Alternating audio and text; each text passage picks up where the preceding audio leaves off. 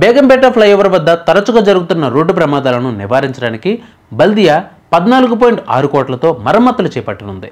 ఈ మేరకు టెండర్ నోటిఫికేషన్ను విడుదల చేశారు. అలాగే కంటోన్మెంట్లోని ఆర్కేపురం ఆర్ఓబి మరమ్మతులకు కూడా టెండర్ నోటిఫికేషన్ జారీ చేయబడింది. ఈ రెండు పనులను ఏడాదిన్నరలో పూర్తి చేయాలని లక్ష్యంగా పెట్టుకున్నారు. పనులు జరుగుతున్న సమయంలో వంతెనపై వాహనాల రాకపోకలు నిలిపివేయాల్సి ఉంటుంది.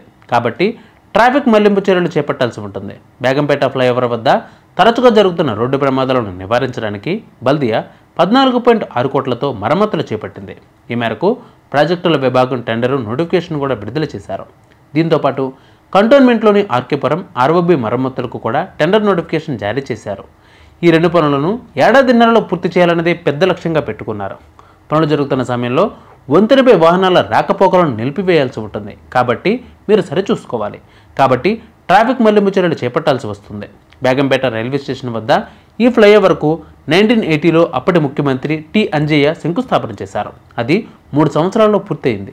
సికింద్రాబాద్ బేగంపేట మధ్య ప్రయాణ సౌలభ్యం పెరిగినప్పటికీ రద్దీ రోజురోజుకు పెరగడంతో కొన్ని సంవత్సరాల తర్వాత పాత సీఎం క్యాంపు కార్యాలయం నుండి ఆర్ఓబిని అనుసంధానం చేస్తూ మరొక వంతెనను నిర్మించారు.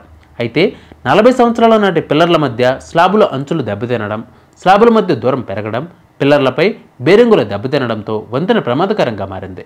బేరింగులను మార్చి స్లాబులు గడ్డలను సరిచేస్తున్నారు. అలాగే ఇంజెక్షన్ విధానంలో ఫైన్ సిమెంటును దెబ్బతీస్తున్న కాంక్రీట్ దీపంలోకి పంపి మైక్రో కాంక్రీటింగ్తో పగుళ్లకు మరమ్మతులు చేస్తున్నారు. బేగంపేట ఆర్ఓబి కింద 2 నిరాశ్రయుల కేంద్రాలు ఉన్నాయి. వాటిలో దాదాపు 200 మంది ఆశ్రయం పొందుతున్నారు. మరమ్మతుల సమయంలో వారిని ఇతర కేంద్రాలకు తరలించాలని కోరుతూ బల్దియా ఇంజనీర్లు అర్బన్ కమ్యూనిటీ డెవలప్మెంట్ అధికారులకు లేఖ రాశారు.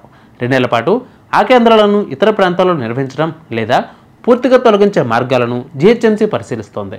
ఈసీఐఎల్ సైనిక్పూర్ని కంటోన్మెంట్తో కలిపే ఆర్కేపురం ఆర్ఓబి కూడా చాలా సంవత్సరాల క్రితం నిర్మించినదే. పగుళ్ళు, స్లాబుల మధ్య దూరం పెరగడంతో వాహనాల రాకపోకలకు సమస్యగా మారింది. లాలాపేట, అడిక్మేట్ ఆర్ఓబిల మాదిరిగానే ఆర్కేపురం ఆర్ఓబికి కూడా 4.6 కోట్లతో మరమ్మతులు నిర్వహిస్తామని జీహెచ్ఎంసీ అధికారులు తెలిపారు. ఈ మరమ్మతులు పూర్తయితే ఈ ప్రాంతాలలో వాహనాల రాకపోకలు సురక్షితంగా, సజావుగా సాగుతాయని భావిస్తున్నారు.